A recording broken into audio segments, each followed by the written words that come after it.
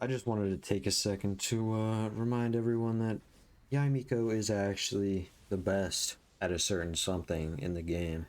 And that, of course, is soloing. Whether it be just big enemies or small enemies or bosses or anything in between, Miko is by far the best character in the game for soloing. The character that comes the second closest, I would say, is probably Zhongli, but that's only because he literally cannot take any damage. And the problem with that is he might not be able to take any damage, but he also can't output an insane amount of damage. And that's the reason why Yai is so much better.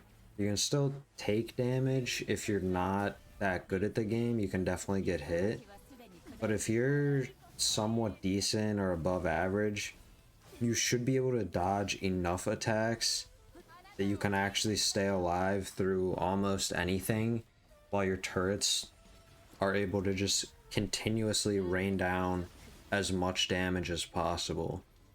My Miko is definitely above average, quite a bit above average. This is my Miko here, and she, 2000, what was that? 2700 attack. That's might be a little bit above average. This crit rate to damage with that attack might be a bit above average, plus this decently high ER. Um, but the point is, even with all this, I'm hitting for about 15 to 20,000 per E hit, so per second when my turrets are down. But even without all this, and I also have C2, which that does definitely help with the range. But other than that, or even without that, I should say, a decently invested into Yai Miko should be hitting for at least 10k per hit, I would say.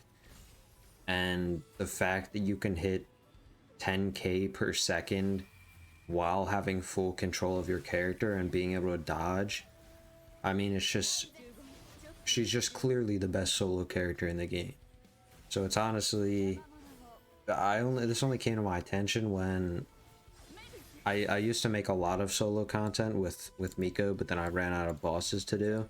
So I tried to start doing, soloing bosses on other characters, but it simply just does not work that well on anybody else. Again, I think Zhongli would probably be the best, or the second best, I should say, but I don't have Zhongli, so I can't really test that.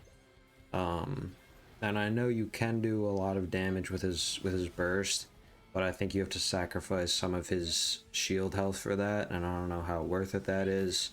So yeah, I think that's basically all I wanted to say. Although I'm interested to hear other people's opinions.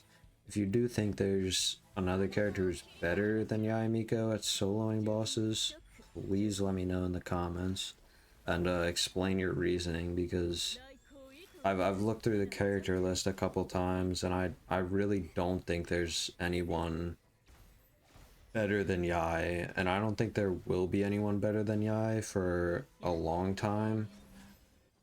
Just simply because her turrets make it almost too easy to solo things. But yeah, I guess I'll let this video do the outro instead of myself.